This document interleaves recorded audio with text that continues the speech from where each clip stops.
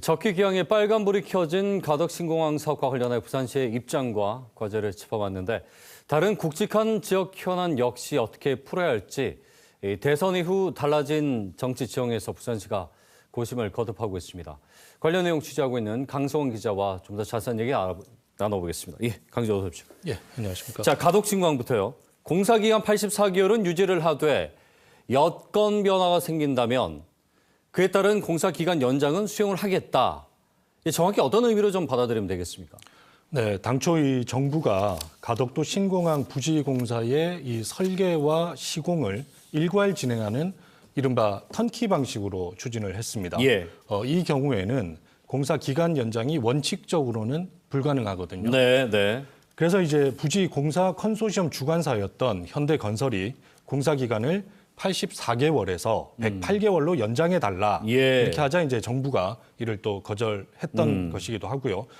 부산시도 국토부가 최대한 빨리 재입찰에 나서줄 것을 줄곧 요구해 왔었습니다. 예. 하지만 부산시장이 오늘 새 정부 들어서 기자들과 간담회 형식으로 자리가 있었는데요. 네. 이 자리에서 이제 공식 입장을 좀 설명을 했습니다.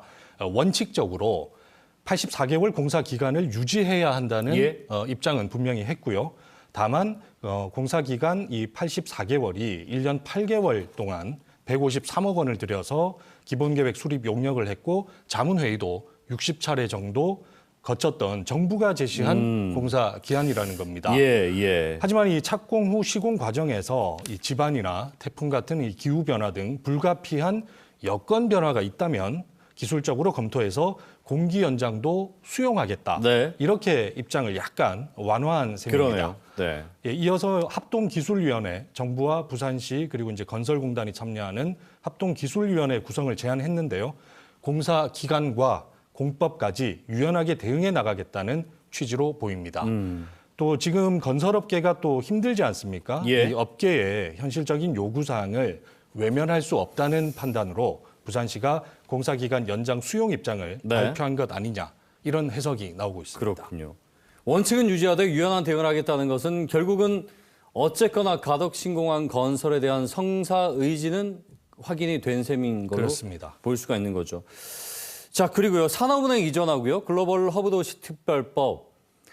중요한 것이 이제 산업 이전 같은 경우에는 김은수 후보는 공약으로 내걸었던 건데 이재명 공약에선 빠져 있던 건데 그럼에도 이제 부산시가 어쨌거나 계속 추진하겠다. 이게 보관이 있다고 보이시는지 어떻게 보십니까? 네, 오늘 간담회 자리에서 나온 박형준 시장의 멘트를 언급을 좀 하면요. 예. 산업은행 본점 부산 이전이 이제 현실적으로 어려워진 것은 맞다. 네, 이렇게 네. 얘기를 했습니다.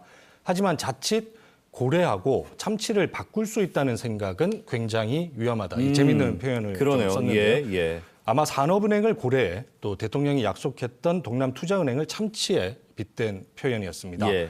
산업은행 이전은 이 노무현, 이명박, 박근혜 정부를 거치면서 단골로 등장했던 소재였고 문재인 정부의 2차 공공기관 이전 안에도 포함된 사안이었다는 것을 좀 명확히 했습니다. 예. 그러면서 이 동남투자은행은 산업은행 정도의 정책금융기관 역할을 할 수 있을 때 또 설립을 좀 검토해야 하는 것 아니냐 이런 말을 했습니다. 그 동남투자은행은 명분도 명분이지만 실리적으로 우리한테 득이 얼마나 될 것인가 그걸 좀 따져봐야 된다는 그런 얘기겠죠. 그리고 글로벌 허브도시 특별법도 이제 빠졌는데 이 문제는 사실은 지난 국회에서 좀 아쉬웠고 이번 회기에서 좀 기대를 했었던 것인데 정부가 바뀌었습니다.